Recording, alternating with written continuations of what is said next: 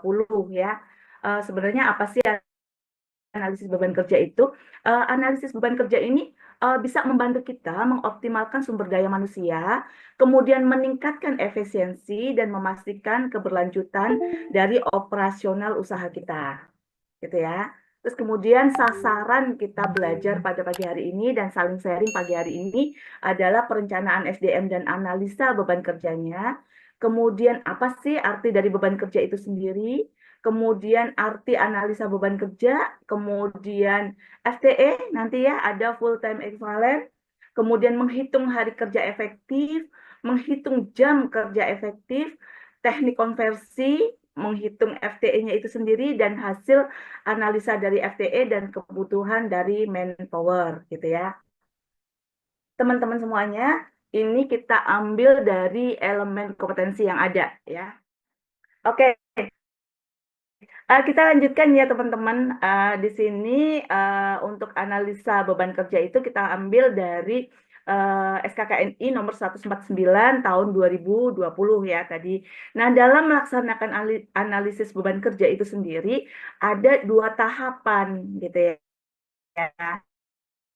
Tahapan ini kalau di bahasa SI itu berupa elemen kompetensi. Di sini yang pertama adalah melaksanakan analisis beban kerjanya itu sendiri. Kemudian yang kedua adalah menetapkan beban kerja jabatan. Seperti itu. Jadi elemen kompetensi di SKKNI itu merupakan tahapan kita melakukan analisis beban kerja. Gitu ya.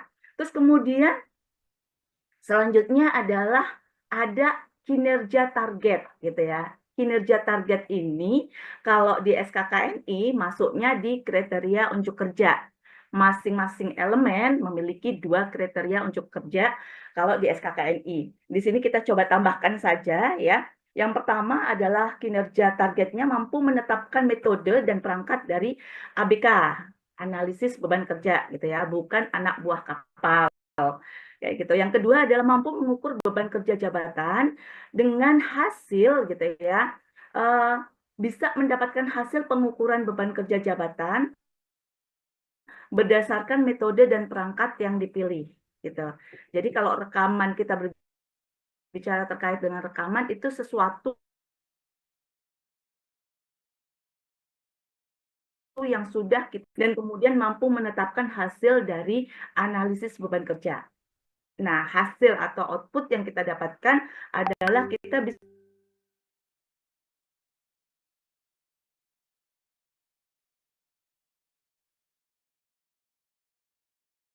selanjutnya kita berbicara terkait dengan definisi beban kerja ya. Apa sih sebenarnya definisi dari beban kerja itu sendiri gitu ya? Definisi dari beban kerja itu adalah proses pengukuran waktu yang dibutuhkan untuk menyelesaikan suatu pekerjaan dalam satu rangkaian proses kerja tertentu ya, dengan tujuan untuk menentukan beban kerja yang tepat dan jumlah pekerja yang dibutuhkan untuk melaksanakan satu rangkaian proses kerja secara efektif dan efisien gitu ya. Nah, di sini mungkin dari teman-teman sendiri sudah pernah ya melakukan pengukuran waktu gitu. Ada berapa ini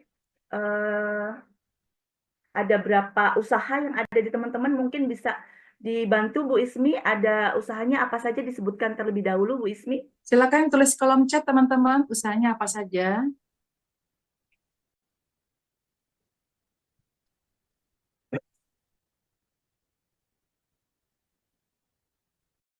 Oke, Oke, jadi baik.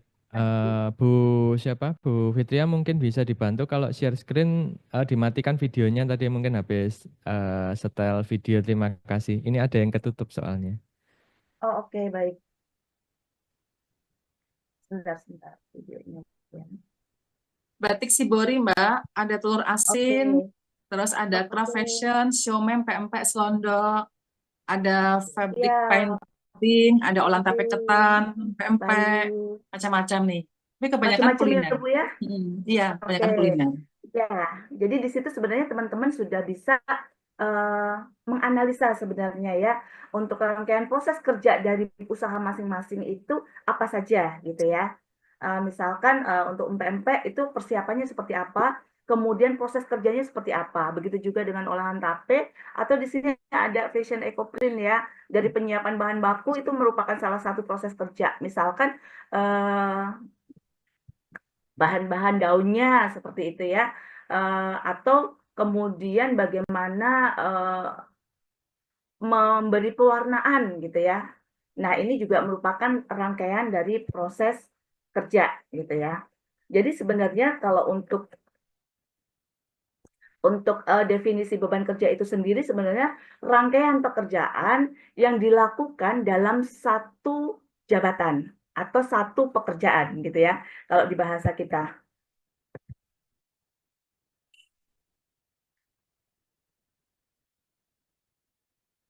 Kita lanjut ya.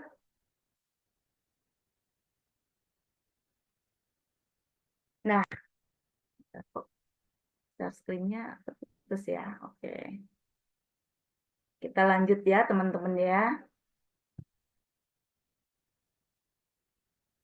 Nah, ini analisis beban kerja kita. Ada beberapa usul gitu ya, usulan, bukan usulan sih, asalnya gitu ya. Yang pertama adalah Peraturan Menteri dari PAN-RB nomor 1 tahun 2020 terkait dengan pedoman analisis jabatan dan analisis beban kerja, yaitu teknik manajemen yang dilakukan secara sistematis untuk memperoleh informasi mengenai tingkat efektivitas dan efisiensi kerja organisasi berdasarkan volume kerjanya gitu ya. Nah, ada juga teman-teman gitu ya, terkait dengan ABK menurut SDM perusahaan gitu ya. Metode untuk menghitung beban kerja sehingga bisa dihitung jumlah tenaga kerja yang dibutuhkan untuk menyelesaikan beban kerja itu sendiri. Selanjutnya, nah ini tadi sebenarnya sudah kita jabarkan kalau di analisis beban kerja di definisi ya, itu sebenarnya terkait dengan definisi yang berada di SKKNI nomor 149 tahun 2020 bidang MSDM, mencakup proses pengukuran waktu. Di sini proses pengukuran waktu kita highlight ya. Kemudian waktu yang dibutuhkan untuk menyelesaikan suatu pekerjaan dalam satu rangkaian proses kerja tertentu dengan tujuannya menentukan beban kerja yang tepat gitu ya, dan jumlah pekerja yang dibutuhkan itu berapa untuk melaksanakan satu rangkaian proses kerja secara efektif dan efisien gitu ya. Jangan sampai nanti suatu pekerjaan itu dilakukan underload atau justru overload gitu ya. Nah, berbicara terkait dengan analisis beban kerja, perlu diidentifikasi dan dianalisis perangkat dan metodenya. Metode itu adalah cara, kemudian perangkat itu berbicara terkait dengan peralatan yang dibutuhkan, gitu ya. Nah, ini teknik pelaksanaan analisis beban kerja, teman-teman. Yang pertama adalah pengumpulan data beban kerja, ya. Yang pertama adalah pengumpulan data dari beban kerjanya itu sendiri. Misalkan menggunakan kuesioner, gitu ya. Pengumpulan data, kuesioner, wawancara, observasi, ini bisa dilakukan untuk mendapatkan data dari beban kerja yang kita harapkan, gitu ya.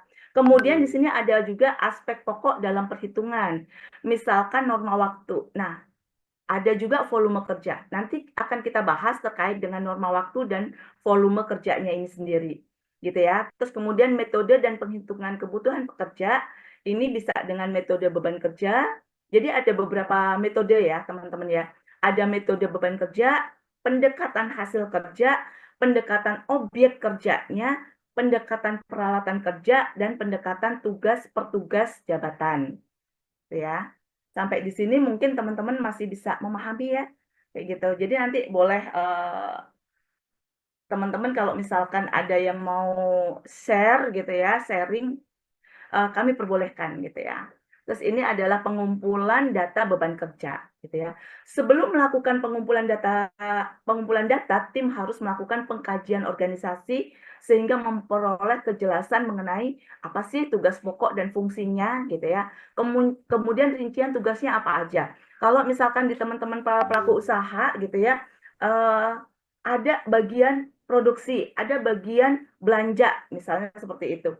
Nah, tugas pokoknya apa? Kemudian rincian tugasnya apa saja? ini teman-teman harus sudah mulai memiliki dan kemudian mendokumentasikan. Mendokumentasikan di sini bukan berarti teman-teman kemudian memfoto ya, bukan. Tapi mendokumentasikan dokumen gitu ya. Kemudian di sini juga ada rincian kegiatannya itu apa saja gitu. Nah, kemudian setelah itu melakukan pengkajian organisasi.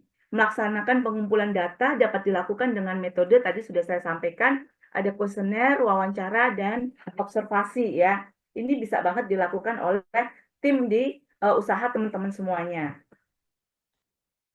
Kita lanjut.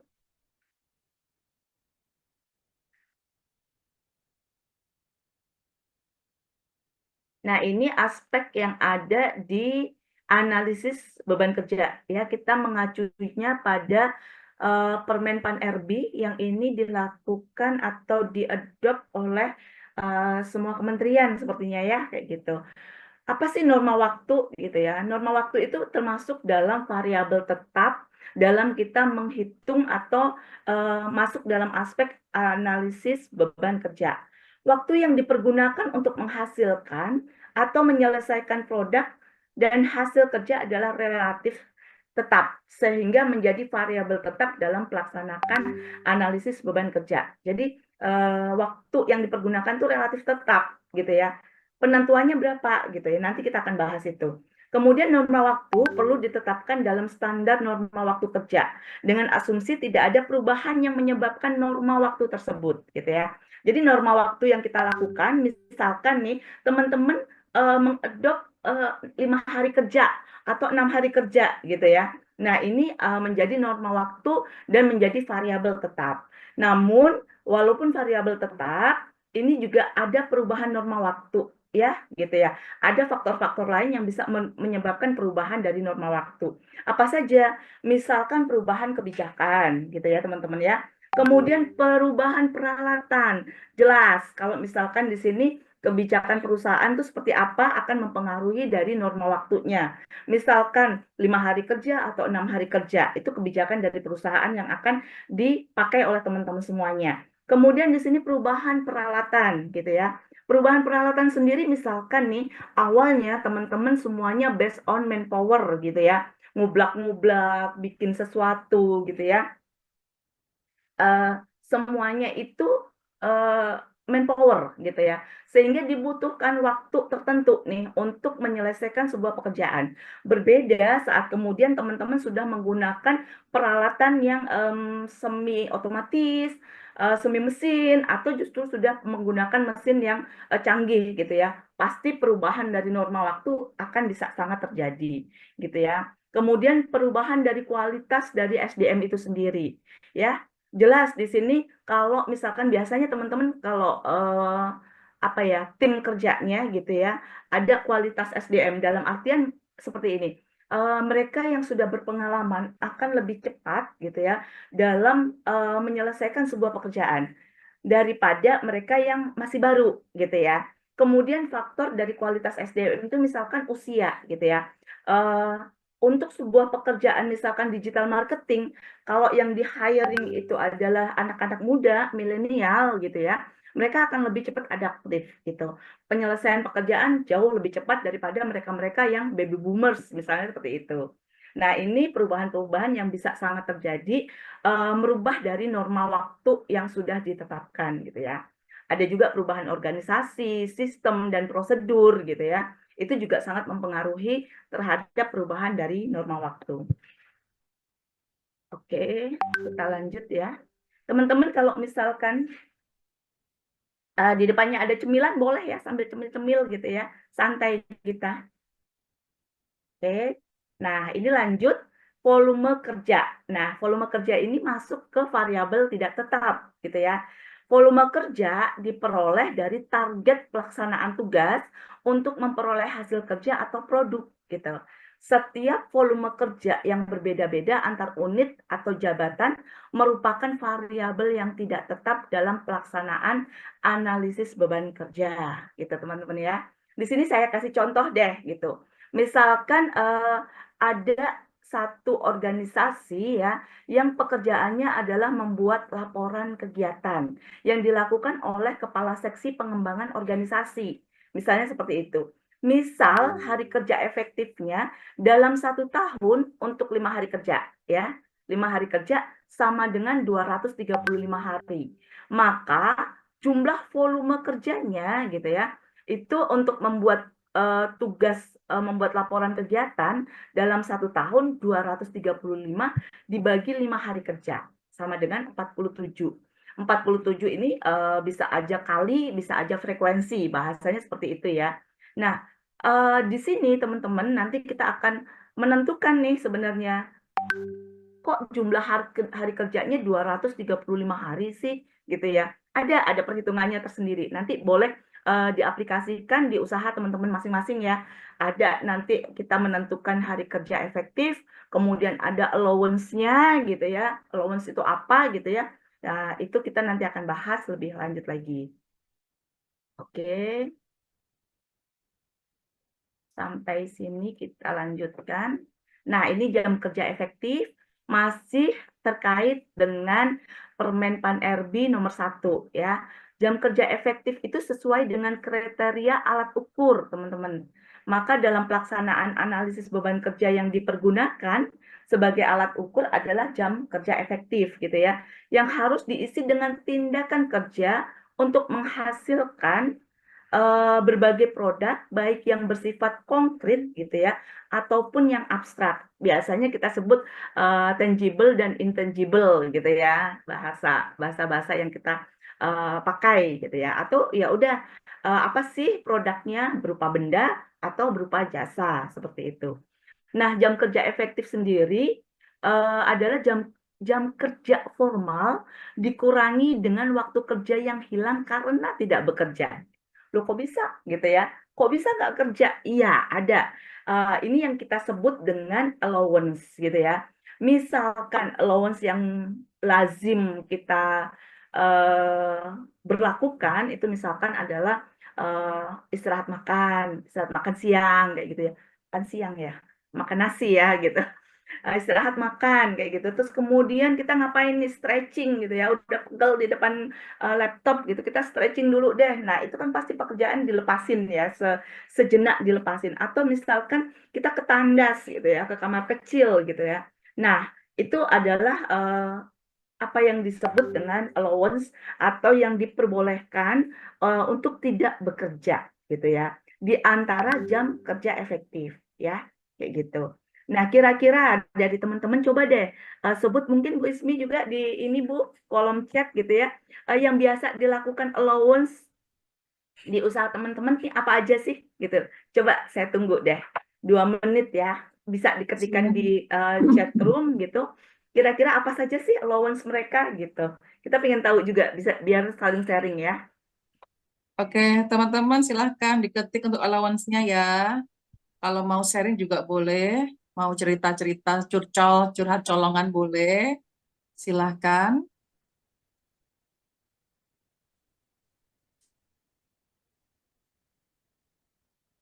Boleh, yuk dituliskan allowance-nya itu apa aja ya dari teman-teman gitu ya. Mbak Tuh Fit main ada HP itu Mbak, main HP bisa ya Mbak. main HP, iya betul. Karyawan kan sekarang seperti itu ya. Jadi padahal ada aturan tuh di tempat saya juga gitu. Kalau mau masuk tempat kerja, HP ditaruh depan, kan gitu kan. Tapi Iya ternyata masih betul ada Bu Ismi. colongan.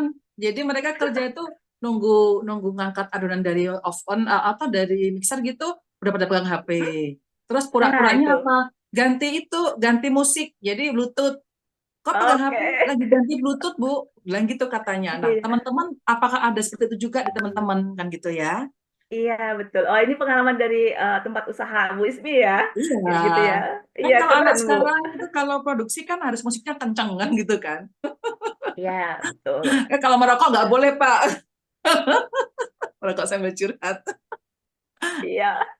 Ada juga yang merokok sambil curhat gitu ya. Oh, curhatnya lebih panjang nih Bu Ismi daripada kerjanya biasanya Tambah gitu ya. ngopi, Pak David. Tambah enak lagi. Merokok, ngopi, Iya curhat. Nah, betul. isoma.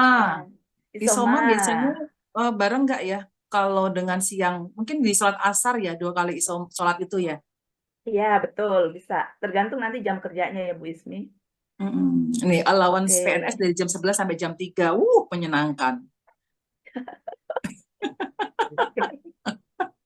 Bener Kayak ya? gitu ya Bu Ya, Ismi sekarang. 4 jam Untuk menyenangkan gitu ya. saya daftar deh Bu Ismi jadi pekerjanya kalau kayak gitu. Iya, Ngerumpi yang saat pusing diminum. owner-ownernya ini. Atau mungkin teman-teman ada yang mau open cam, open mic untuk cerita? Boleh, boleh. Iya Bu Ismi boleh. Boleh. Monggo, Ah, monggo. nanti dapat senyum cantik dari Mbak Fitri nanti yang mau itu, Iya, mau open nanti open mic. Fitri khusus ada pesankan voucher sama Bu Ismi untuk super rotinya Bu Ismi kali Weh, ya gitu dari kita cie. ya. Harus nyobain kan Bu Ismi teman-teman nih. Nanti jadi apa temen ngopi sama temen ngerumpi dong, Nah, Mbak. cocok nih. Allowance kita makin panjang kayaknya Bu Ismi Makin nggak jam panjang 3 di ini. jam 4 nih. Nih, kayaknya baru makan siang, rumpi saat break Oke. minum, ngerokok sambil curhat. Mbak Ada ada yang Isoma tanya juga nih, ya. allowance itu sama dengan biaya makan nggak? Oh, oke. Allowance itu waktu ya, waktu bukan biayanya, waktu gitu ya. Waktu yang diperbolehkan untuk tidak bekerja. Sebenarnya seperti itu. Bu Ismi ada yang raise hand? Oke, Mbak Novi, silakan open cam, open mic-nya. Mbak Novi, Walfitriati, wah, Walfitriati. Silakan Mbak Novi.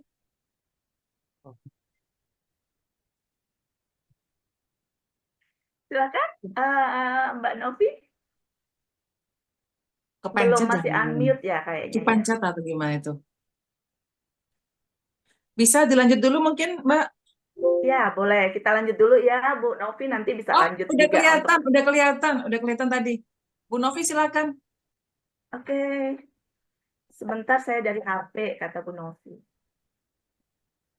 Nggak apa-apa, Bu. Yuk.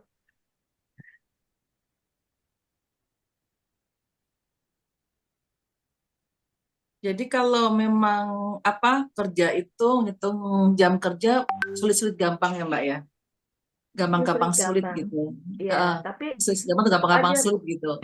Ya karena kan Tetap banyak aja. sekali istirahat-istirahat apa colongan dari mereka juga itu keluar Mm-mm. masuk ke toilet padahal mau ngerokok. Di sana juga ada gitu bolak-balik ke Betul. toilet tapi sama ngerokok.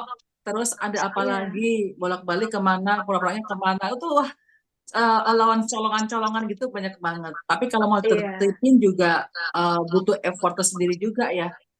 Harus ada betul, apa? betul. Untuk absen yang otomatis keluar udah dianggap ini kebanyakan keluar bisa kita hitung ya Mbak ya.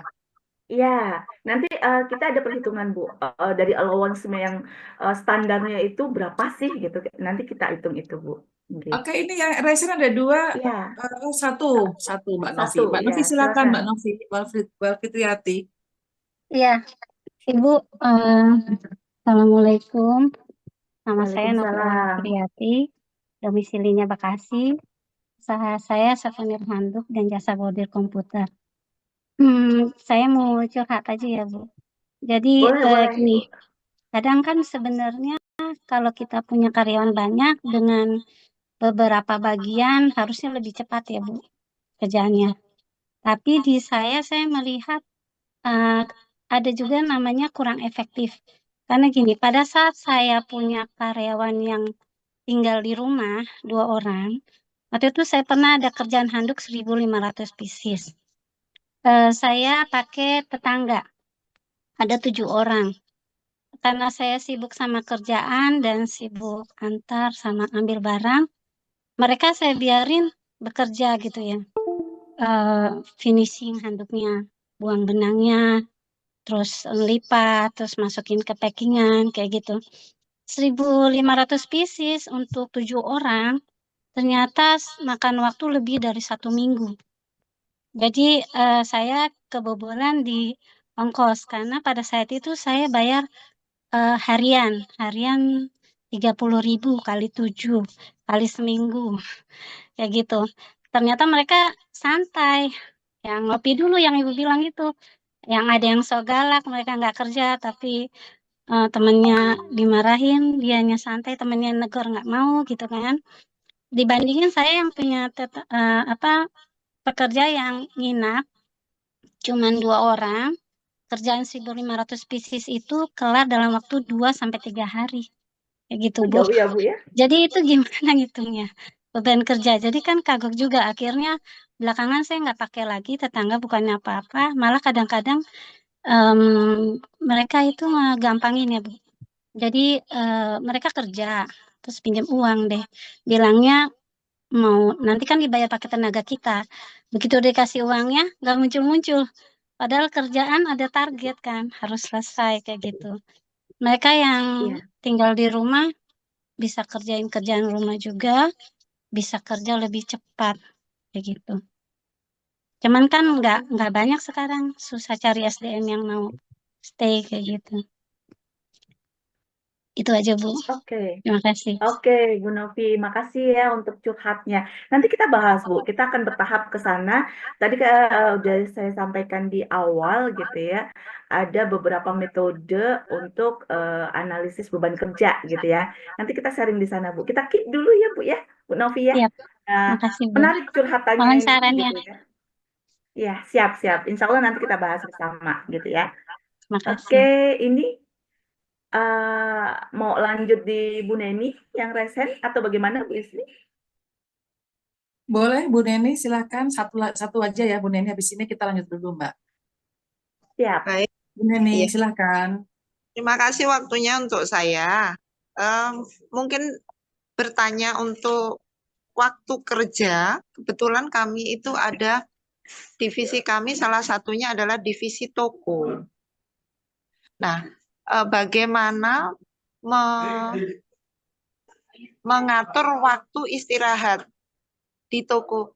Sedangkan ketika berada di kampus, pukul 12, pukul 1 itu kan ramenya mahasiswa untuk belanja di Belanja. toko. Iya. Nah, sedangkan itu kalau secara umum pekerjaannya adalah isoma, istirahat, sholat, makan. Itu. Apakah Iya. saya harus memajukan waktunya atau mengundurkan waktunya? Karena ketika pukul 12 sampai 12.30 adik-adik mahasiswa, teman-teman sekerja kita itu kok waktunya jam istirahat toko rame kok malah ditutup. Itu pertanyaan dari saya. Mohon Iya, Bu. hanya terima kasih. Baik. Banyak ya. Ini biasanya memang kalau untuk toko gitu ya, sama seperti Bu Ismi misalnya kuliner gitu ya, biasanya memang lebih ke arah jam-jam yang kita istirahat justru rame gitu ya Bu Neni ya. Biasanya kayak gitu sih. Kalau di Iya, rumah makan di kafe gitu ya, harusnya kita istirahat gitu ya. Tapi ternyata itu justru jam-jam krusial. lumayan buat kita sebenarnya kayak gitu. Nah, gimana nih penentuannya? Nah, nanti insya Allah kita bahas ya, Bu ya. Kita bahas nanti terkait dengan metode untuk analisa beban kerjanya seperti apa gitu ya. Kayak gitu. Baik, kita lanjut dulu ya, Bu Ismi. Iya, Mbak, silakan, monggo. Jadi saya sudah tampung ada beberapa sharing gitu ya, termasuk dari Bu Neni dan Bu Novi tadi ya. Oke. Kita lanjut terlebih dahulu. Nah, ini penghitungan hari kerja efektif ya, Bapak Ibu sekalian, teman-teman. Ini untuk 5 hari kerja ya, 5 hari kerja. Misalkan jumlah hari Sabtu, jumlah hari per tahun, itu kan kita tahu ya, ada 365 hari gitu ya. Kemudian kalau kita hitung gitu ya, boleh dicek gitu ya di kalender misalkan kayak gitu ya, atau googling aja deh, libur Sabtu Minggu itu ada 104 hari gitu ya. Kemudian libur resmi itu ada 14 hari. Nah, 14 hari untuk libur resmi ini biasanya tergantung tahunnya ya, Bu. Bisa berbeda-beda tiap tahun gitu ya. Kemudian ada jatah cuti. Nah, ini yang kita sampaikan misalkan setiap karyawan itu memiliki cuti 12 hari sehingga jumlah hari libur secara keseluruhan gitu ya, itu ada 130 hari gitu ya. Jadi di sini hari kerja efektifnya dikurangi jumlah hari libur ketemulah 235 hari ya, yang tadi saya sampaikan. Jadi 365 kemudian dikurangi 130 hari gitu untuk jumlah hari libur, ketemulah hari kerja efektif sebanyak 235 hari gitu. Nah, bagaimana kalau misalkan untuk 6 hari kerja gitu ya? 6 hari kerja sama, untuk jumlah hari per tahunnya itu ada 365 hari gitu ya. Hari liburnya hanya di hari Minggu karena 6 hari kerja gitu ya. Sehingga di sini ada sekitar 52 hari. Kemudian libur resminya sama gitu ya, kita anggap ini dalam 1 tahun yang sama ada 14 hari gitu. Misalkan ada libur apa ya, Natal dan Tahun Baru, misalkan kayak gitu ya. Ada hari besar apa gitu ya, itu menjadi libur resmi. Kemudian cuti juga sama, masih 12 hari, tapi jumlah hari liburnya secara keseluruhan karena ini 6 hari kerja ada 78 hari gitu ya. Sehingga hari kerja efektifnya sebanyak 287 hari. Kayak gitu ya. Ini untuk perbedaan ya teman-teman untuk 5 hari kerja dan 6 hari kerja gitu. Kita lanjutkan. Nah, di sini kita coba ya masuk di sini. Hari kerja gitu ya. Misalkan untuk Sabtu Minggu 5 hari kerja ya. Hari kerja per minggunya itu ada 375 jam gitu ya. Sehingga satu harinya berapa nih gitu ya. Kita bagi nih teman-teman dari 37,5 jam dibagi dengan 5 hari. Jadi dalam satu hari itu bisa kita memberlakukan jam kerja efektifnya sebanyak 7,5 jam per hari gitu ya. Biasanya sih ini bisa naik, bisa turun gitu. Biasanya kita ada ya, satu hari berapa jam kerja nih? Oh, 8 jam kerja karena di angka batasannya teman-teman itu di angka 0,3. Di angka 0,3 berarti dinaikkan satu angka gitu ya. Biasanya seperti itu. Nah, allowance waktu atau waktu borosnya itu sesuai dengan Kepres nomor 68 tahun 95 itu 30%. Kok banyak banget gitu ya. Bu Ismi bisa mencak-mencak nih ya Bu Ismi. Para owner 30% gitu ya. Tapi ini biasanya dipergunakan di pemerintahan gitu ya. Nanti ada sendiri yang swasta gitu ya. Bener, berarti tadi 30%. Mbak jam 11 sampai jam 3, bener tuh. Benar. Saya Bener. kira sama jam. Baik, kayak gitu ya. Itu waktu boros yang sesuai dengan peraturan. Tapi bukan berarti kemudian oke lah 30% kita pakai semua. Tidak gitu ya. Biasanya gini, kalau kita berbicara terkait dengan allowance, misalnya gini, boleh istirahat berapa jam? 1 jam untuk isoma gitu ya. Karena di sini 8 jam kerja gitu ya. Bisa dihitung loh Bapak Ibu teman-teman semuanya. Satu jam gitu ya. 1 jam itu dibagi 8, misalnya seperti itu ketemunya 12,5%. Nah, itu untuk allowance-nya, gitu ya. Nah, kalau untuk kenapa di sini 30% Mbak Fit gitu ya? Ya karena ini peraturan, tapi tidak harus kemudian kita mengikuti semuanya 30% gitu ya. Bisa nanti boncos kitanya gitu ya.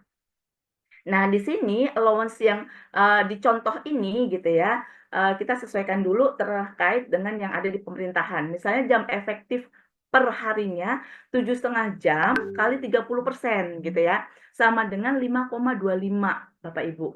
Di sini sama dengan 5 jam itu sama dengan 300 menit. Nah, ini yang kemudian nanti akan ke depan kita pakai gitu ya. Per harinya berarti 1 kali 300 menit per hari tuh gitu ya. Kemudian per minggunya berapa? Kalau 5 jam kerja, di sini kan ada tulisan 5 jam kerja ya teman-teman ya. Di sini 5 jam kerja berarti ya kalau per minggunya 5 kali 300 berapa? 1.500 menit gitu ya. Begitu juga dengan per bulan dan per tahun. Tinggal kita kalikan saja gitu ya. Tapi yang pertama ketemu adalah kita di perharinya ketemu menitnya dulu. Berapa nih gitu. Oke, sampai di sini masih bisa dipahamin ya. Bapak Ibu teman-teman semuanya untuk menghitung nih per hari berapa menit sih kita kerja gitu. Ini untuk pemerintahan. Oke, kita lanjut. Nah, ini ya perhitungan jam kerja efektif Bapak Ibu. Jam kerja per minggu sama dengan 40 jam misalkan ya. allowance-nya adalah 30%. Sehingga di sini ada jam kerja efektifnya 28 jam gitu ya. Kalau untuk 5 hari kerja di sini tinggal dibagi saja 20 jam dibagi 5 hari. Berapa nih? 5,6 jam sama dengan 336 menit per harinya. Kayak gitu. Per minggu sama. Udah ketemu per menitnya per hari, udah kalau per minggu tinggal dikalikan aja. Tergantung dari berapa jam kerjanya yang dipakai. Apakah 5 ataukah 6 seperti itu. Kemudian per bulannya, per tahunnya, seperti itu bisa langsung dihitung, gitu ya. Nah, ini kalau yang di atas tadi, ini masuk di 5 hari kerja ya. Kalau yang bawahnya itu ada 6 hari kerja, gitu.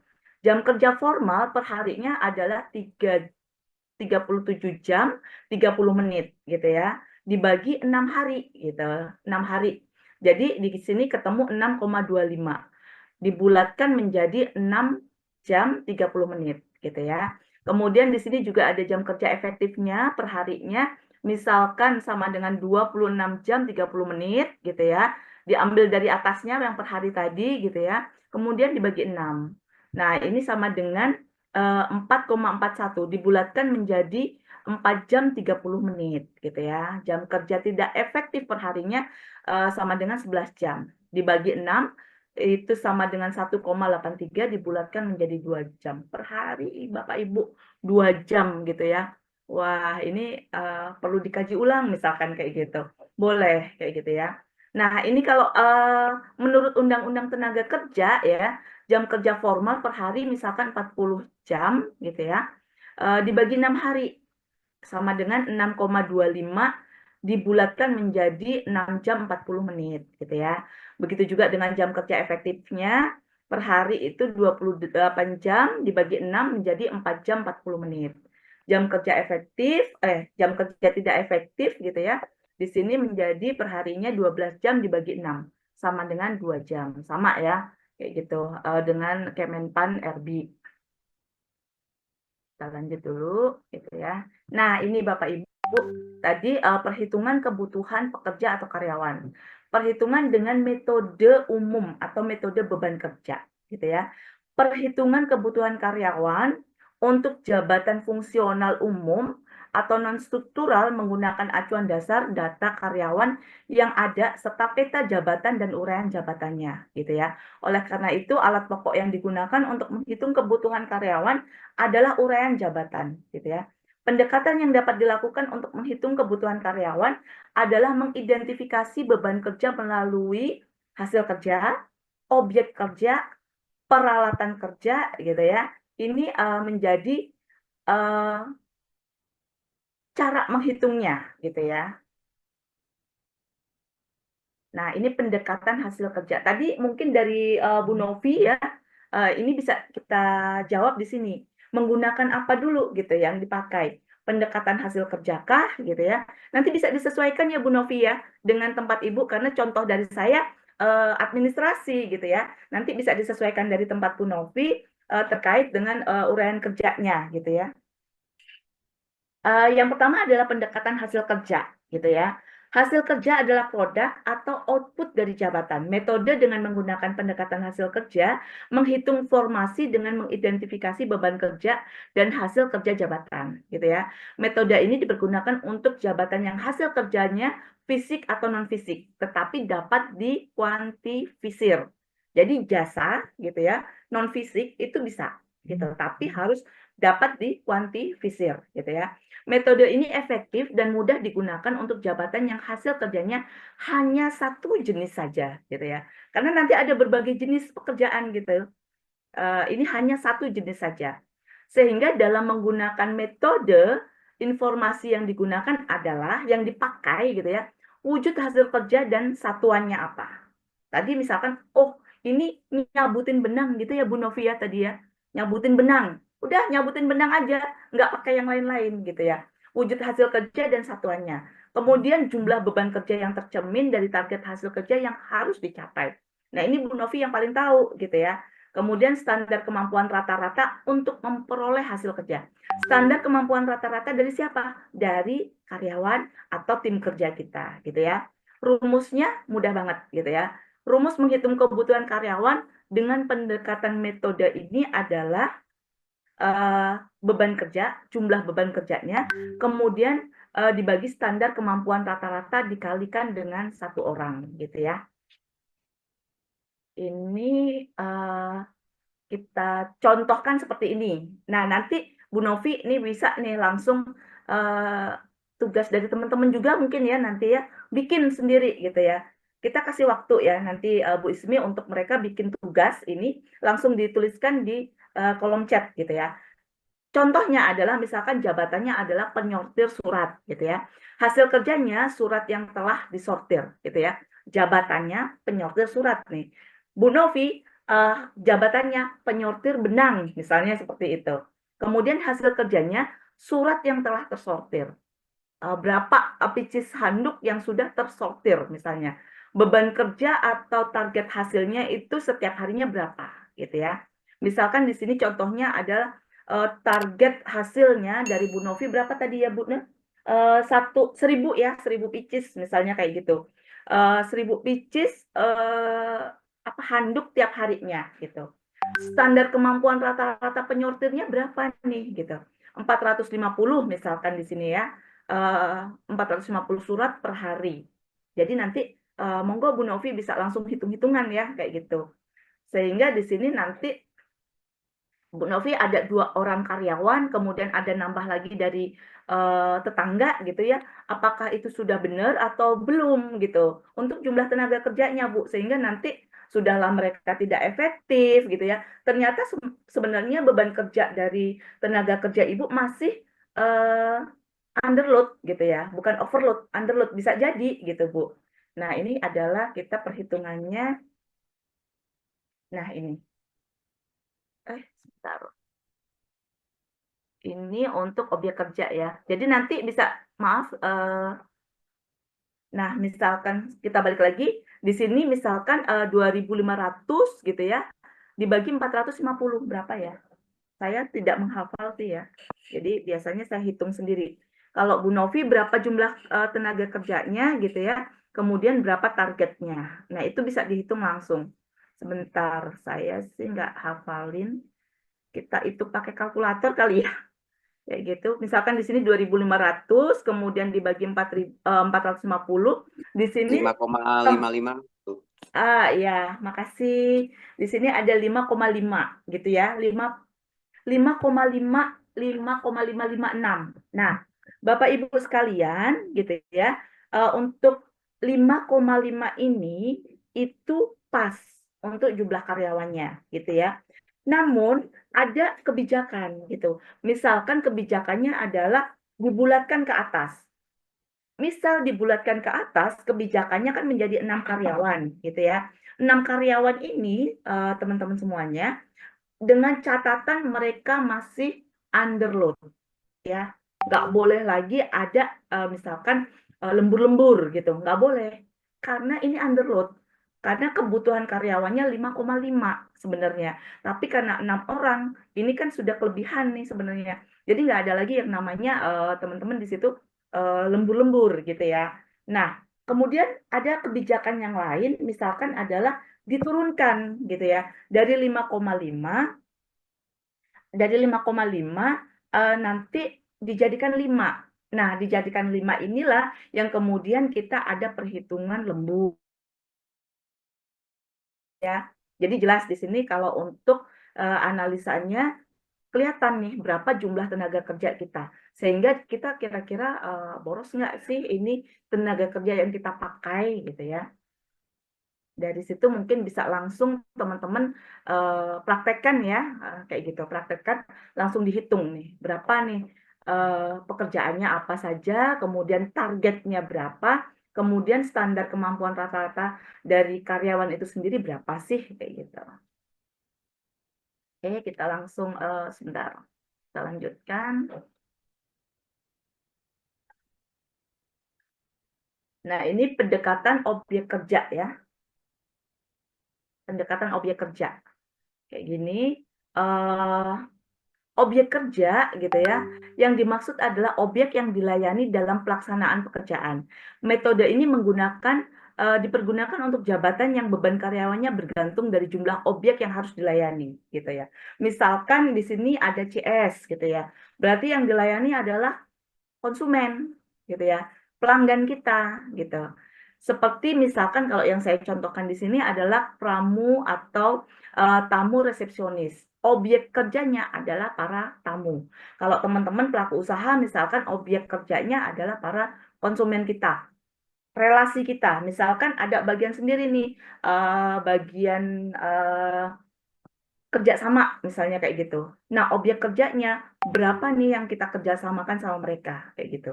Metode ini memerlukan informasi terkait dengan wujud objek kerjanya apa saja. Tamukah kayak gitu ya. Relasikah seperti itu. Kemudian jumlah beban kerja yang tercemin dari banyaknya objek yang harus dilayani.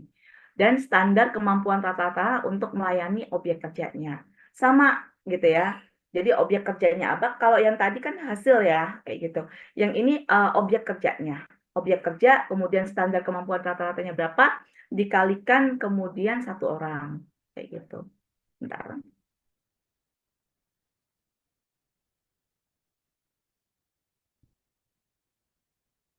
Nah, ini adalah contohnya gitu ya. Contohnya adalah, sudah nampak ya, jabatan kerjanya di sini pramu tamu atau resepsionis, kemudian objek kerjanya adalah tamu, standar kemampuan rata-rata penerima tamunya berapa, beban kerjanya berapa. Misalnya beban kerjanya adalah 150 orang tamu per hari, gitu ya. Apakah yang punya homestay, apakah yang kemudian misalkan di desa wisata, gitu ya. Ini misalkan tamu 150 orang per harinya, gitu. Kemudian standar kemampuan rata-rata penerima tamunya berapa, gitu ya. 50 orang tamu per hari. Ya tinggal dibagi saja gitu ya, Bu, Bapak semuanya. 150 dibagi dengan 50 orang kayak gitu. Sehingga kita hanya butuh tenaga kerja 3 orang. 3 orang udah pas lah kayak gitu. Enggak ada yang namanya lembur-lembur. Tapi kalau kemudian ternyata ada 2 orang gitu ya, ini berlaku apakah bisa ke handle pekerjaannya. Kalau objek tamu seperti itu, objek kerja seperti itu ya. Apakah bisa di-handle, apakah tidak kemudian menjadi ada pelayanan yang kurang prima di situ karena terlalu banyak gitu ya. Jadi misalkan di situ targetnya atas standar rata-ratanya 50, tapi karena 2 orang jadi 75 gitu ya, itu kan 2 kali lipat Bapak Ibu. Nah ini kita bisa evaluasi di situ. Kita bisa adakan analisis beban kerjanya di situ. Gitu ya. Ini bisa langsung bisa langsung dipraktekkan gitu ya.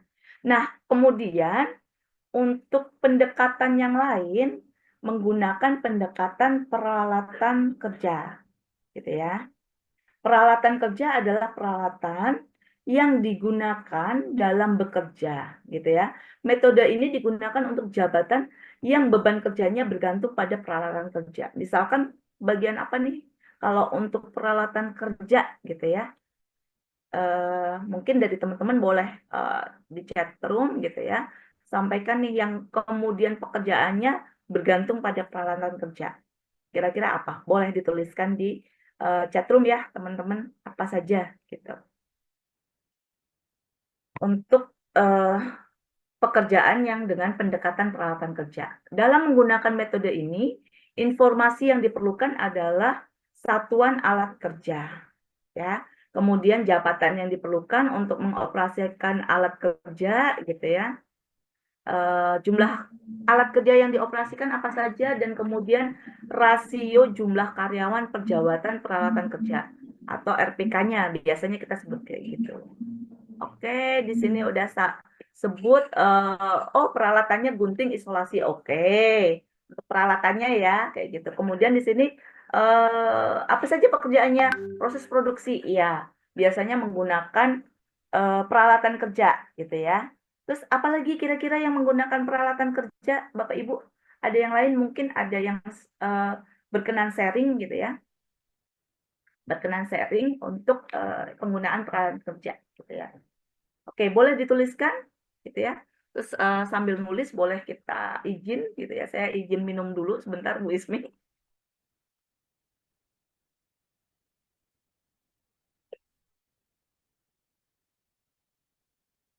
Rumusnya masih sama. Oh, mesin produksi. Oke, ada di sini dari gimana nih bacanya? Jiangxio Goods ya, mesin produksi. Oke. Mesin bordir, benang, jarum, gunting, kain keras, plastik, mika. Oke, ini dari Bu Novi tadi ya. Untuk peralatannya ya Bu ya.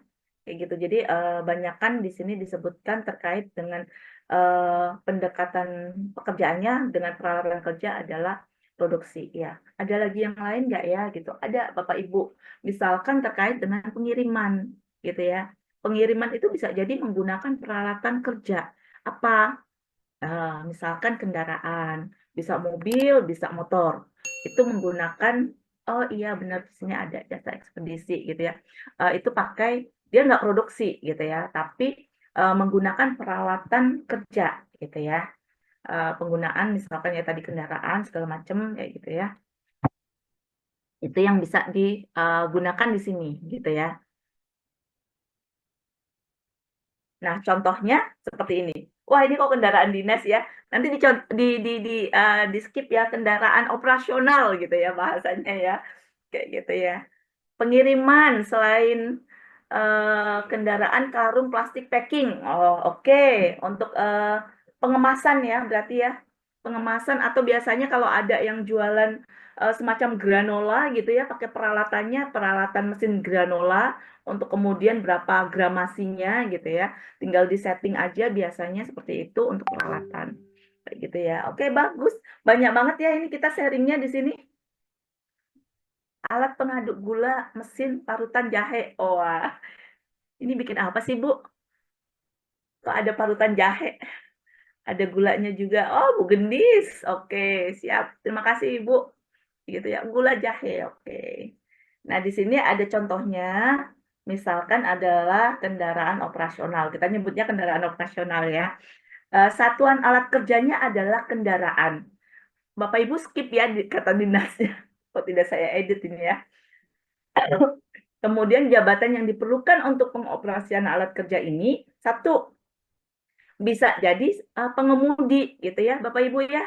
Bisa jadi juga montir di sini, kayak gitu. Yang berkaitan dengan tenaga kerjanya itu jabatannya apa saja. Bisa pengemudi, bisa juga montir. Nah, kita akan bahas nih, jumlah jumlah alat kerja yang dioperasikan misalkan 20 mobil operasional gitu ya. Rasio pengoperasionalan alat kerjanya, satu pengemudi, satu mobil, Bapak Ibu. Itu kalau untuk pengemudi, ya, kayak gitu. Kemudian bisa jadi satu montir itu bisa untuk handle 5 mobil, kayak gitu ya. Sehingga di sini jumlah karyawan atau pemegang jabatan yang diperlukan itu berapa sih, kayak gitu. Ya ini tinggal kita bagi saja gitu ya Bapak Ibu. Jadi misalkan 20 mobil gitu ya. Dibagi dengan satu pengemudi. Berapa? Nggak mungkin satu pengemudi untuk handle 20 mobil. Sehingga di sini satu mobil dinas hanya bisa dioperasionalkan oleh satu pengemudi gitu ya. Kemudian kalau untuk montir gitu ya, satu montir bisa mengoperasionalkan ke 5 mobil. Nah, di sini misalkan untuk montirnya kita butuh berapa orang. Nah, kayak gitu ya. 20 pengemudi dan 4 montir. Iya, betul Ibu, seperti itu ya. Jadi totalnya adalah 24 karyawan kayak gitu. Tapi spesifikasinya beda gitu ya.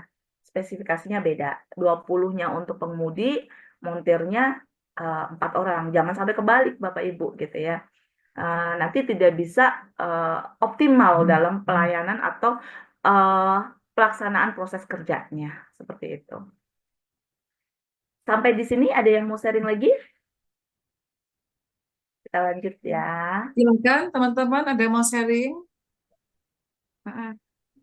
Bu Ismi, kalau di tempat Ibu, gimana Bu? Boleh sharing juga, Bu?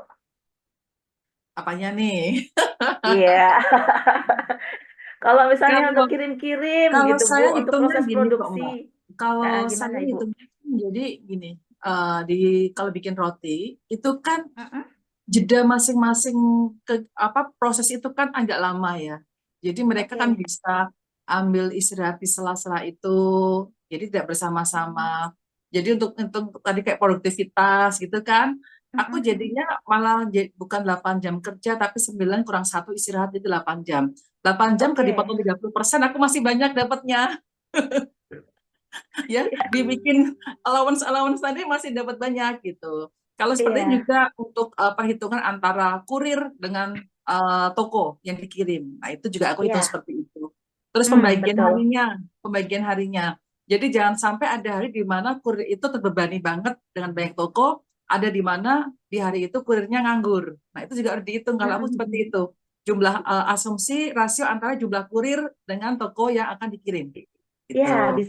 bisa seperti itu. Oke, berarti jumlah kurir dengan kalau di sini 20 mobil, kalau di tempat Ibu kurir dengan tokonya, Iya, toko. seperti itu ya, Iya, Bu ya. Ya, iya. ya, oke.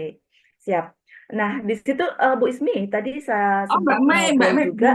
Bu Mei angkat tangan nih. Aduh, senior Oh nih. ya, boleh sharing Bu Mei. Ah, ini Bu Mei nih. Mungkin Silakan Bu kalau Mei. dari saya seperti ini. Kalau Suaranya Kak agak UMKM, kurang keras ya Bu ya. suaranya nggak ada. Kecil Bu. Halo, ada ya? Ya, siap. Ada Bagus Bu. Bu. Ya. Jadi sebenarnya kalau ini sudah bagus perhitungannya, tapi kalau sebenarnya yang applicable di UMKM itu juga kita sesuaikan. Mungkin teman-teman yang hadir di sini masih antara uh, bingung sama antara melihat gitu ya. Karena gini, tidak semua pekerjaan mungkin seperti yang tokonya Bu Ismi sebagai UMKM udah lancar tiap hari gitu ya. Atau seperti toko saya yang buka tiap hari kecuali hari Minggu gitu ya. Nah, bagaimana dengan teman-teman yang bilang bahwa produksi saya itu hanya misalkan seminggu berapa kali? Nah, balik lagi, kalau saya menyarankan kepada teman-teman UMKM, lihat dulu apa antara supply dan demand. Jadi permintaan barangnya sudah ada pasarnya berapa. Jadi jangan sampai boncos perhitungan di MPP ini gitu ya. Artinya contoh gini, kalau saya di kopi, ada satu tenaga yang memang tidak tiap hari ada. Jadi itu hanya saya bayar, saya hitung biaya pekerjaannya per dia melakukan. Misalkan contoh di kopi itu ada roasting gitu ya. Roasting kan tidak tiap hari saya gitu ya. Karena memang saya punya roastery dan roastery itu saya gunakan untuk produk saya sendiri, tidak dengan ada yang numpang-numpang gitu ya. Karena kebetulan saya ada alur produksinya lah gitu. Jadi itu yang untuk roasting ini untuk menghemat biayanya gimana sih gitu ya. Kalau saya itu saya bayar dia per datang dan saya sudah disiapkan. Misalkan sehari adalah kapasitas 30 kilo roasting. Jadi itu akan dikerjakan di hari Sabtu misalkan ya. 30 kilo dengan durasi per 30 menit dia harus istirahat. Misalkan 30 menit istirahat artinya si mesin itu juga istirahat. Jadi jangan dijor langsung. Jadi kalau kita hitung sebenarnya kalau dia ada 30 kilo berarti kan butuh 30 menit kali 30 gitu ya Mbak Ismi sebenarnya ya. Gitu ya. Dia kali 10 berarti sebenarnya butuh 300 menit ya. Nah, benar ya 300 menit. Jadi satu kilo butuh kurang lebih dengan ini katakanlah 30 menit itu 1 kilo. Jadi kalau 1 jam kan 60 menit. Jadi kalau ada waktu kerjanya itu 8 jam, potong 1 jam, sama kayak Bu Ismi tadi, saya juga 8 jam adalah jam kerjanya, jadi 9 kurang 1. Nah, itulah yang dipakai oleh si ahli roster ini, si ahli roasting. Jadi itu kenapa nggak jadi pegawai pekerja tetap? Karena itu tadi ada cost di dalamnya. Jadi kalau saya bilang untuk perhitungan per menit per detik ini tergantung lagi. Kalau memang kita tidak perlu menambahkan satu tenaga kerja nanti di situ, ya berarti kita juga tidak perlu. Karena apa? Menghitungnya kembali kepada kapasitas. Jadi nanti teman-teman yang UMKM juga perhitungannya Mbak Fitri ini ya sangat baik ketika nanti berhubungan dengan kapasitas produksinya, terutama yang produksinya nggak tiap hari. Jadi benar-benar hari apa disiapkan semua, dihitung waktunya gitu ya, Mbak Ismi ya, sama Mbak Fitria. Intinya kan gitu ya. Jadi benar-benar nih bisa didapatkan, oh sebenarnya pekerjaan saya itu nggak perlu. Jadi sebenarnya saya bisa 2 pegawai, tapi bayarnya 1. Gimana caranya? Ya separuh-separuh. Contohnya gitu sih kalau dari saya. Terima kasih, itu tambahannya. Ya, oke. Terima kasih Bu Mei untuk sharingnya ya. Bisa di-adopt juga sih sebenarnya kayak gitu. Terkait dengan apa yang sudah disampaikan sama Bu Mei tadi. Jadi memang teman-teman yang perlu dikritisi di sini adalah pencermatan untuk analisa beban kerjanya gitu ya. Per jabatan atau per divisi atau per pekerjaan gitu ya. Ini sebenarnya bisa dilakukan analisa loh gitu, analisa yang sederhana saja kayak gitu. Kira-kira pekerjaannya apa saja dan kemudian membutuhkan berapa waktu untuk melakukan itu gitu ya. Nah, yang tadi disampaikan Bu Mei sudah menganalisa gitu untuk usahanya dia gitu ya. Untuk usaha dia kira-kira untuk roastingnya butuh berapa waktu dengan jumlah peralatan yang dipakai gitu ya. Nah, itu bisa aplikasikan di usaha teman-teman juga gitu ya. Sehingga memang di sini kembali lagi kepada para pelaku usahanya. Jangan sampai nanti kemudian timbul satu terkait dengan kelebihan karyawan gitu ya. Sebenarnya udah cukup nih karyawan saya 2 orang aja atau 1 orang aja untuk melakukan satu pekerjaan gitu ya. Tentunya dengan jumlah waktu penyelesaiannya tadi sebagai variabel tetapnya gitu ya. Waktunya tentukan teman-teman kayak gitu. Nah, biasanya ada banyak pertanyaan terkait dengan untuk jumlahnya kita melakukan apa ya untuk risetnya kayak gitu. Kita bisa melakukan riset sendiri untuk perhitungan gitu ya. Perhitungan jam kerja. Misalnya satu pekerjaan ini itu membutuhkan waktu berapa lama kayak gitu. Tapi kebayang gitu ya. Itu hanya bisa dilakukan untuk pekerjaan yang tidak terlalu banyak teman-teman di usaha kita. Nah, kebayang nih kalau misalkan nanti usahanya banyak gitu ya. Maksudnya divisinya makin melebar. Nggak mungkin kita akan melakukan survei satu persatu gitu. Misalkan bikin stopwatch nih ya, pakai stopwatch kita, oh pekerjaan terkait mengulani gitu ya, mengulani ya benar ya Bu Ismi, mengulani kayak gitu ya. Kira-kira berapa lama nih kalau misalkan dengan mesin gitu kan? Oh sekian menit tuh karena udah pakai mesin. Sekian menit karena pakai manpower kayak gitu. Nah itu bisa kita lakukan teman-teman kalau misalkan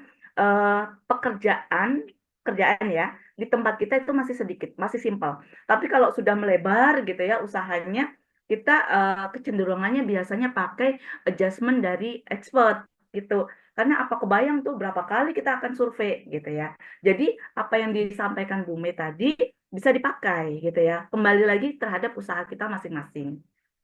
Terima kasih Bu Mei untuk sharingnya ya, luar biasa. Karena di sini yang berbicara tadi ada Bu Ismu, ada Bu Mei, Bu Novi gitu ya, pelaku usaha semuanya gitu ya, yang memang sudah melakukan usaha udah lama dan memang sudah memahami sih sebenarnya apa nih gitu ya. Kita lanjut ya, oke.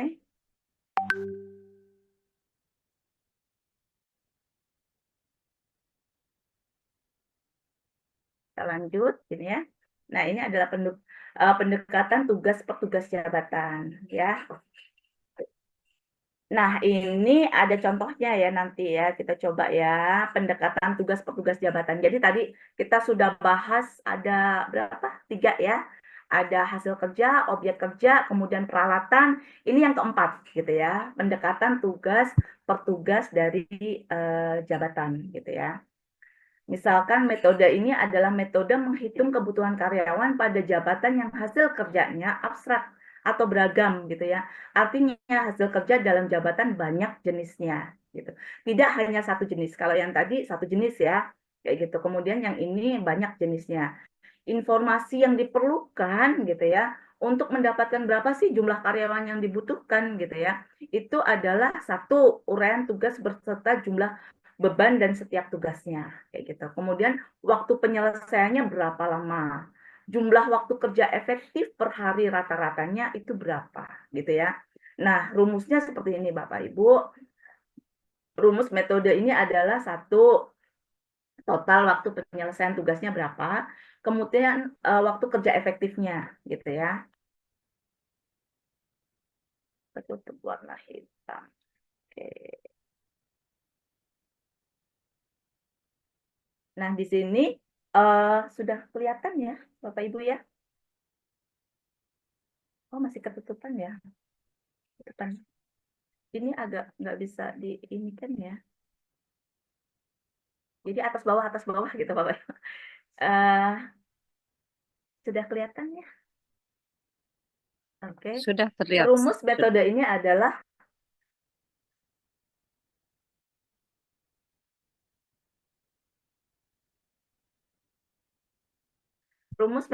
adalah waktu penyelesaian tugas gitu ya. Kemudian dibagi waktu kerja efektif gitu ya, Bapak Ibu sekalian. Jadi di sini ada waktu kerja efektifnya, misalkan waktu penyelesaian tugas disingkat biasanya dengan WPT gitu ya. Waktu kerja efektif disingkat dengan WKE gitu ya. Di sini ada contoh, misalkan nih kita kasih contoh. Nah, ini uraian tugasnya Bapak Ibu ya. Nanti bisa dibantu teman-teman semuanya gitu ya. Tuliskan gitu ya, apa nih yang ada di situ gitu ya. Misalkan uraian tugasnya Bapak Ibu itu mengetik surat, misalkan boleh diganti yang lain ya sama Bapak Ibu, sama teman-teman semuanya boleh diganti. Apa nih pekerjaan yang pas gitu ya. Sesuaikan aja sama usaha Bapak Ibu semuanya kayak gitu. Misalnya di sini ada 1 sampai 7 itu mengetik surat gitu ya.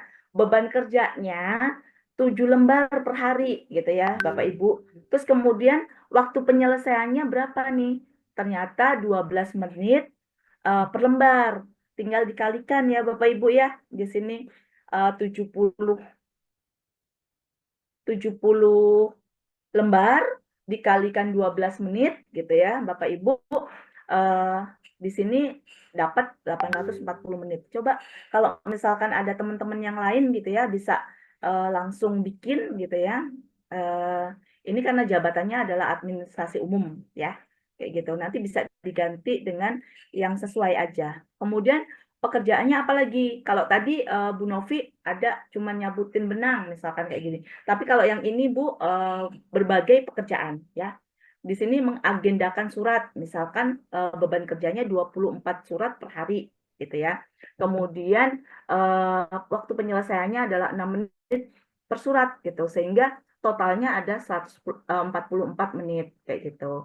Kemudian di sini mengkonsep ya ini ya, mengkonsep surat gitu ya. 24 surat per hari, 5 menit untuk kemudian melakukan konsep surat kayak gitu sehingga dibutuhkan 120 menit sama semuanya sampai ke melayani tamu, menyusun laporan daftar hadir, mengadministrasi karyawan seperti itu ya, dan kemudian mengadministrasikan perlengkapan yang dibutuhkan ya, sehingga totalnya Bapak Ibu semuanya di sini ada 2.208 menit ya. Kembali lagi di sini adalah waktu penyelesaian tugasnya ya, itu adalah WPT tadi 2.208 menit ya. Waktu kerja efektifnya itu berapa? Kayak gitu. Waktu kerja efektifnya satu hari kalau kita mengacu pada slide yang tadi Bapak Ibu, slide yang sebentar. Yang ini sebentar. Yang ini ya. Misalkan dengan 5 hari kerja, misalnya per harinya adalah 300, itu adalah waktu kerja efektifnya, Bapak Ibu ya.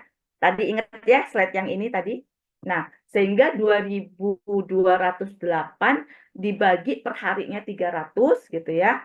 Itu berapa nih gitu. Tinggal Bapak Ibu hitung aja gitu ya. Misalkan saya pakai kalkulator. 2208 dibagi 300. Nah, di sini ada ketemu 7,36 Bapak Ibu. Itu adalah jumlah dari tenaga kerja yang dibutuhkan. Kembali lagi penyesuaian atau kebijakan dari Bapak Ibu mau dinaikkan karena 7,36. Tadi standar kita 0,3 untuk menaikkan menjadi 1 ya, kalau di tenaga kerja.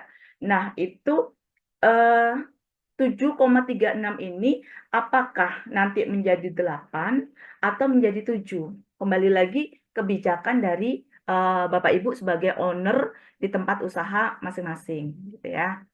Tinggal disesuaikan saja.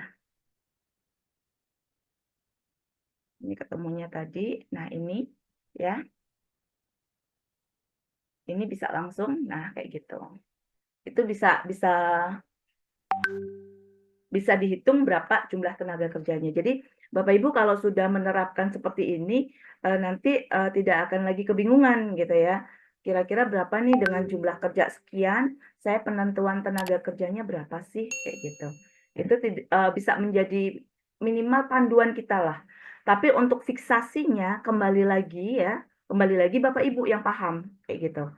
Kira-kira pasnya seperti apa sih? Oh, ternyata ini masih bisa diefisiensi, bisa lebih diefektifkan seperti itu ya. Nah, tadi jumlah yang 7,36 gitu ya. Bisa jadi kebijakannya seperti Bu Mei tadi, saya cukup 7 orang aja deh, lembur enggak. Yang satu gitu karena 7,36 berarti kan harus ada nambah 1 tuh ya, kayak gitu. Tapi penentuan di tempat Bu Mei misalkan saya tetap 7 aja deh.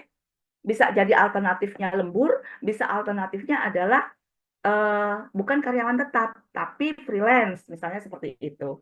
Nah, ini bisa dilihat dari situ Bapak Ibu sekalian, gitu ya, untuk jumlah tenaga kerja. Jadi nggak serta-merta nanti kita nambah 1 bebannya berat dong. Padahal kalau sudah di angka 7,36 tadi nambah menjadi 1 gitu ya, menjadi underload gitu ya, menjadi underload sebenarnya. Nanti banyak lagi allowance-nya, banyak lagi mereka ngerumpi karena kurangnya pekerjaan gitu. Nah, ini bisa ditambahkan dengan tadi cara Bapak Ibu menambahkan freelance atau itu dimasukkan dalam kategori lembur seperti itu.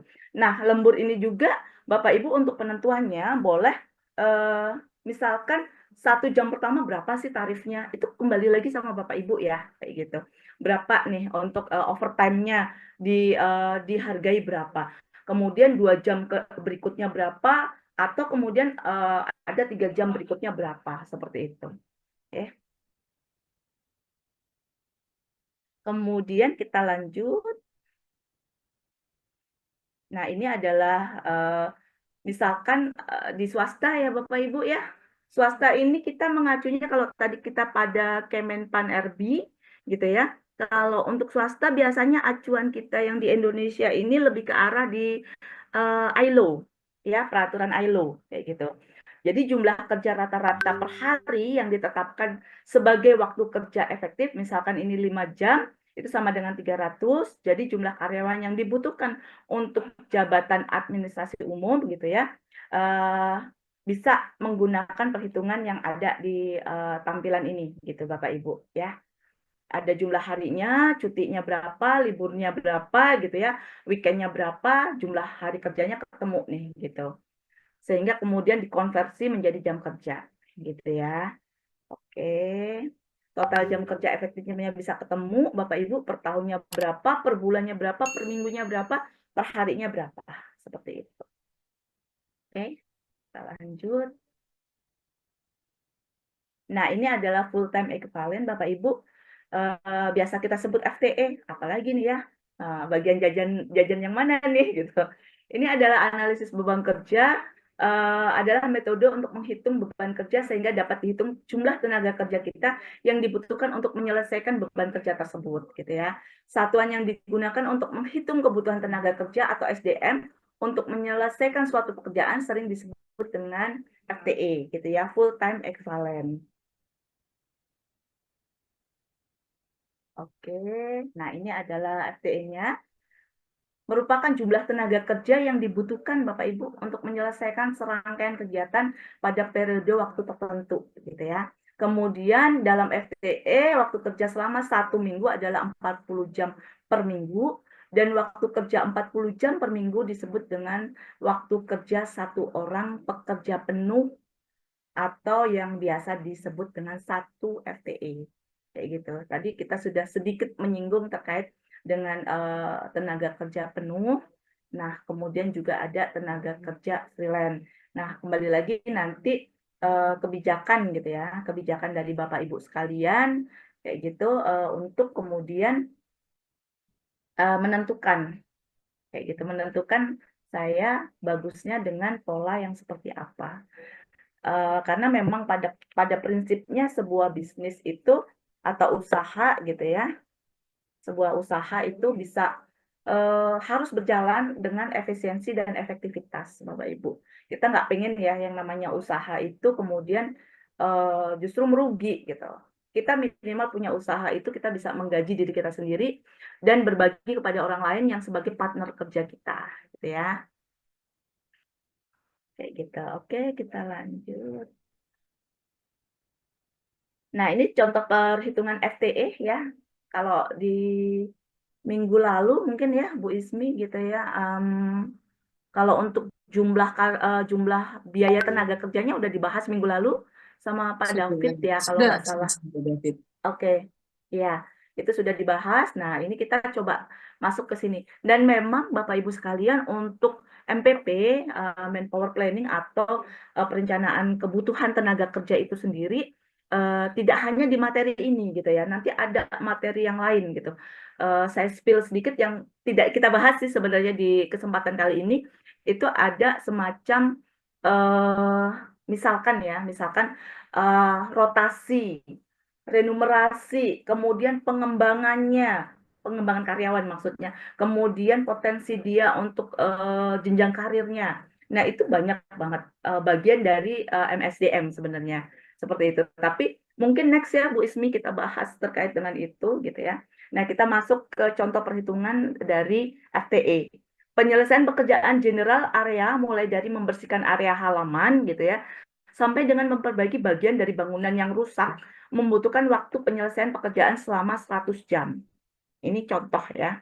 Kemudian maka FTE-nya adalah, nah tadi kita udah sebutkan ya untuk perhitungannya, maka perhitungan FTE adalah 100 dibagi 40 jam. Ketemunya 2,5 FTE gitu ya. Artinya apa sih gitu ya? Itu di bawahnya ada gitu ya.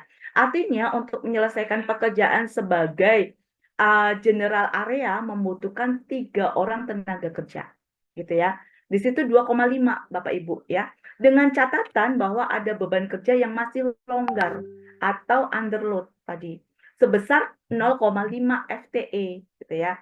Atau dengan kata lain dibutuhkan 2 orang pekerja penuh waktu dan 1 orang pekerja paruh waktu atau part timer seperti itu. Sekali lagi Bapak Ibu monggo. Ini sebagai panduan kita, sebagai menambah referensi kita, apakah kita kemudian hiring karyawan atau tidak. Nah, perhitungannya kita bisa menggunakan dengan FTE ini gitu ya. Kalau part-timer pastinya gitu ya, ketentuannya kan berbeda dengan yang penuh waktu gitu ya, karyawan tetap misalkan seperti itu.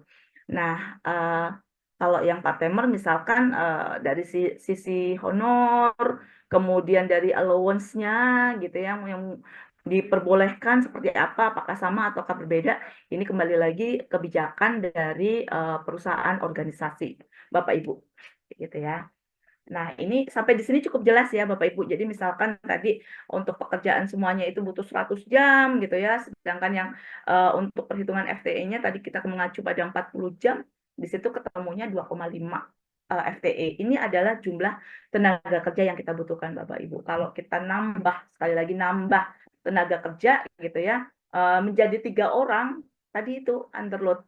Nah, saat underload ini Bapak Ibu tetap nih sebagai tenaga kerja penuh misalkan. Nah, ini jangan sampai nanti kemudian merugikan kita sebagai para pelaku usaha gitu, sebagai owner gitu ya.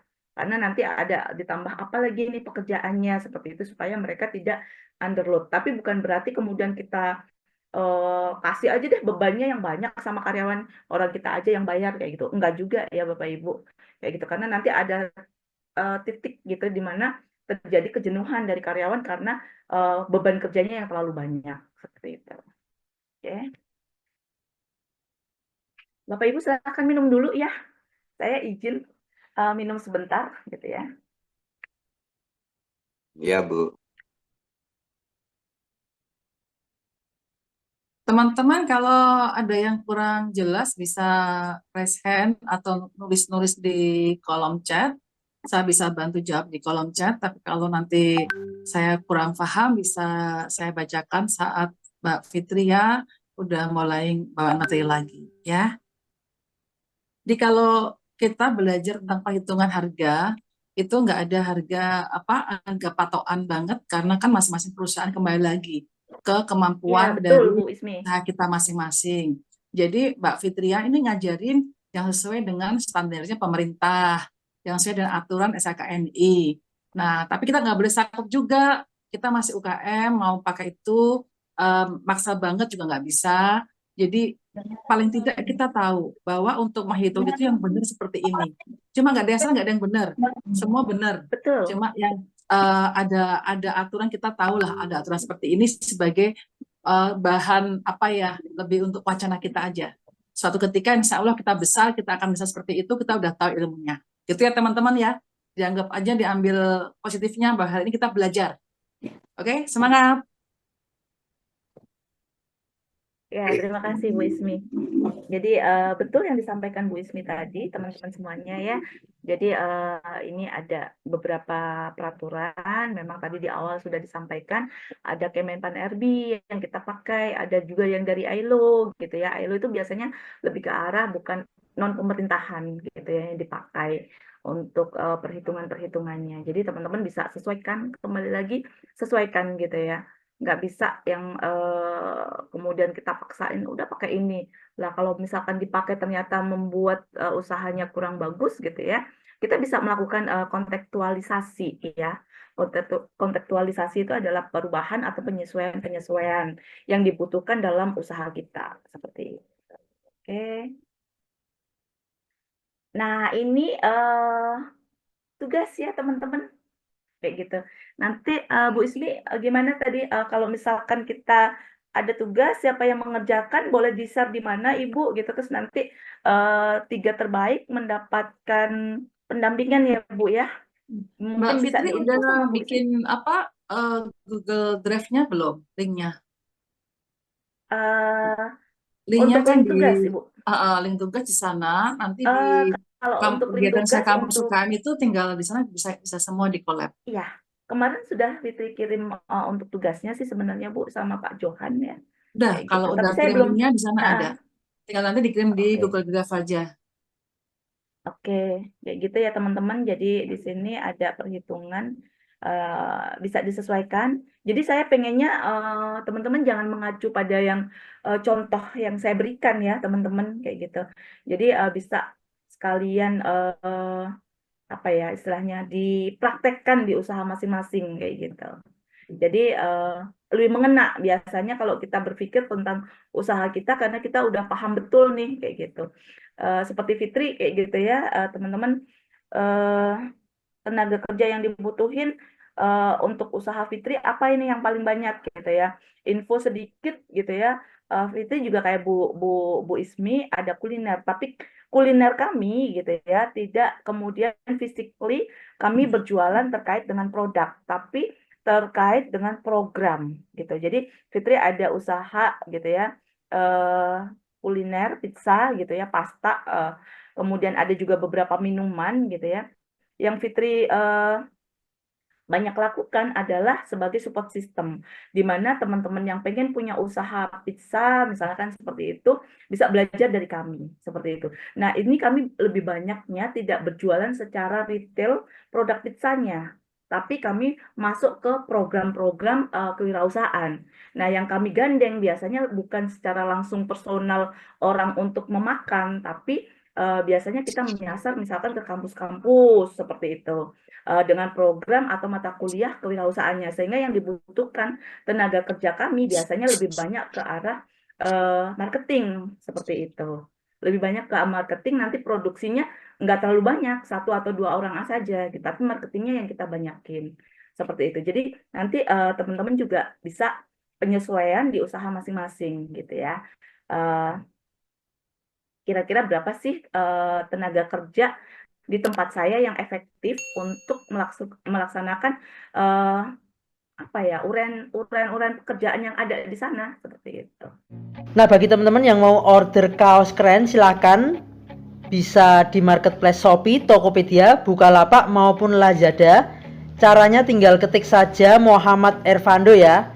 Nah, teman-teman tinggal pilih untuk kaos-kaos kerennya. Kemudian yang cocok langsung saja diorder untuk kaos-kaos kerennya ya.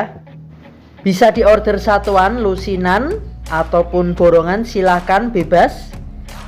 Nah, berikut ini saya kasih rangkumannya ya. Nah, teman-teman ketik saja di Shopee, Tokopedia, Bukalapak, Lazada, ketik Muhammad Ervando. Nah, kemudian juga tersedia kaos lengan panjang dengan desain-desain keren. Tinggal teman-teman pilih di marketplace Shopee, Tokopedia, Bukalapak, Lazada. Cuman untuk kaos lengan panjang ketiknya Vando Official Shop ya. Spesial untuk kaos lengan panjang, bisa untuk pria maupun wanita. Nah, untuk wanita yang berjilbab sangat cocok ya, karena pakai lengan panjang tersedia juga, dan tentunya dengan desain-desain kaos yang keren, kekinian. Nah, silakan teman-teman bisa ketik di Shopee, Tokopedia, Bukalapak maupun Lazada, ketik saja Vando Official Shop.